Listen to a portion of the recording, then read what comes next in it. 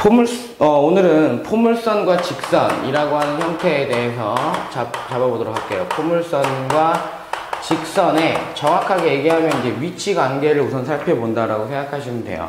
그러니까 위치 관계인데 여러분들이 y제곱은 4px와 또는 x제곱은 4py라고 얘기하는 형태와 이런 포물선과 y는 mx 플러스 n이라고 하는 형태가 두 개의 포물선, 둘 중에 하나겠죠. 그죠? 이런 포물선과 이러한 직선의 위치 관계가 어떻게 될까라고 얘기하게 되면, 선생님 요걸로 그릴게요. 요걸로 그리다 보면, 여러분들이 좌표 평면에다가 y제곱은 4px라는 그래프를 싹 그려놓고, y는 mx 플러스 n이다 라고 하는 직선을 그리게 되면, 기울기가 얼마인지 모르겠지만, 이런 형태. 이런 상태 뭐라고 그럴래?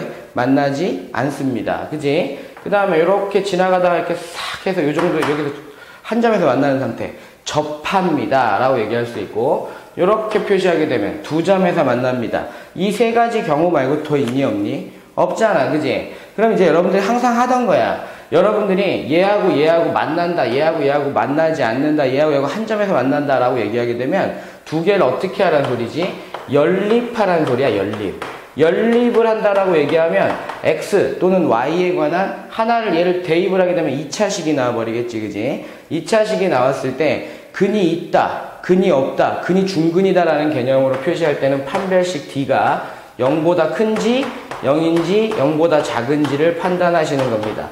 하지만 2차 곡선인 포물선은 판별식 d를 쓰지만, 그지? 지금까지는 2차 곡선이 하나 더 배운 게 있다고. 원의 방정식 있잖아. 원의 방정식은 판별식보다 뭘 더 잘 쓰지? 여러분들 D는 R 사이의 관계, 그지? D하고 R 사이의 관계. D는 중심에서부터 직선까지 거리라고 얘기하고, R은 반지름이니까 그 D하고 R 사이의 관계를 표시했었는데, 사실은 원에서도 그런 거를 가르치기 전에 판별식 D 가지고 문제를 풀어가는 형태를 연립을 통해서 근이 하나다, 근이 두 개다, 근이 존재하지 않는다, 만나지 않는다라고 하는 형태로 여러분들이 개념을 살폈던 것을 포물선과 직선의, 그러니까 2차 곡선과 직선의 위치 관계다라고 하는 것으로 생각을 하시면 돼요. 그런데 이렇게 직선 중에서 얘들아, 이런 선을 뭐라 그러지 우리가? 접선이라고 얘기하잖아. 접선. 이 접선이라고 얘기하는 파트는 여러분들이 미분 적분을 배우고 온 상태에서, 미분을 배운 상태에서 여러분들이 올라왔기 때문에 이 접선을 구하는 방법은 여러분들이 다양하게 이용할 수가 있단 말이야. 하지만 여기서도 접선이라고 얘기하는 걸 크게 유형적으로 좀 기억을 해두시는 게 좋을 것 같아요. 첫 번째, 접점이 주어진 경우지, 이게 주어진 경우라고 얘기하는 것과, 그 다음에 두 번째, 접점이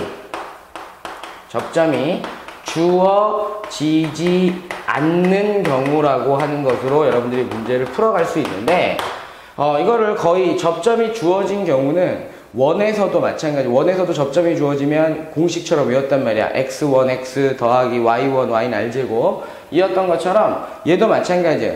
여러분들이 증명을 굳이 할 필요 없이 그냥 기억을 좀 먼저 해주시는 게 좋은데, 접점이 우리가 x1 y1이라고 얘기한다면 x1 x제곱 대신에는 여러분들이 x1 x라고 하는 걸 집어넣는 게 좋습니다. 집어넣어야 돼요. y제곱은 뭐라고 집어넣으면 돼? y1 y라고 집어넣으면 되고, 그 다음에 x는 뭐라고 얘기하냐면 2분의 1에 x 플러스 x1 이라고 하는 형태로 x는 이렇게 하자. x는 이렇게 집어넣어야 돼요. y는 2분의 1에 y 플러스 y1의 형태로, y 대신에는 이렇게 집어넣는다 라고 하는 것으로 기억을 해두시는 게 좋습니다. 그 다음에 접점이 주어지지 않은 경우는 기울기가 주어진 경우와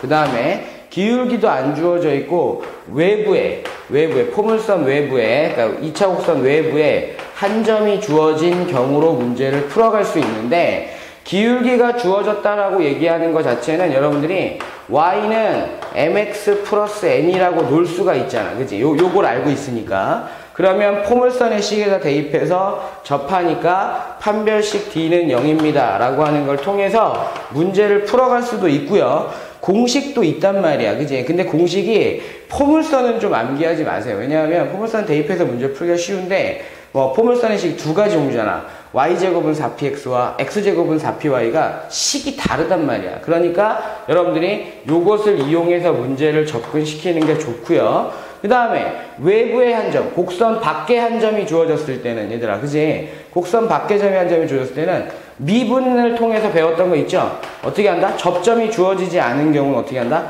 접점을 놓고 푼다 라고 하는 형태로 단 이 점을 지나는 접선입니다 라고 얘기해 놓고 놓고서는 여러분들이 계산을 하시게 되면 문제를 풀어가시기가 쉬울 겁니다. 여러분들한테 부탁하고 싶은 건 요거는 반드시 뭐 한다? 암기를 해놓고 문제에 좀 적용을 시킬 수 있도록 합니다. 굳이 증명을 하지 않고도 여러분들이 기억을 하시면 문제를 풀어갈 수 있고, 증명하는 것 자체가 조금 계산상에 너무 복잡한 식으로 나와요. 그러니까 여러분들이 반드시 그냥 암기를 해놓고 문제를 풀어가고, 포물선의 접선의 방정식은 이러한 두 가지 유형, 크게 보면 하나, 둘, 세 가지 유형이지, 그지? 세 가지 유형이 주어져 있다 라고 생각을 하시면 되는데, 요 문제 같은 경우에 외부의 한 점, 밖에 한 점이 주어졌을 때는 얘를 놓고 풀기 때문에 여러분들이 문제를 풀어가는 게 요 풀이 방법과 거의 비슷할 겁니다. 아시겠죠? 그래서 접점이 주어졌는지 안 주어졌는지, 그 다음에 기울기가 주어졌는지 안 주어졌는지를 반드시 기억을 하시고, 타원하고 쌍곡선은 기울기 공식, 기울기가 주어진 공식을 외우라고 얘기를 많이 합니다. 그렇지만 포물선은 두 종류가 있기 때문에 외우지 않고 여러분들이 판별식 D를 이용해서 문제를 풀어간다 라고 생각하시면서 접근시킬 수 있도록 합니다. 아시겠죠? 선생님 방금 전에 외우라고 얘기했던 부분 외우고 난 다음에 문제를 한번 풀어보도록 하세요. 잠시 후에 문제 풀도록 하겠습니다.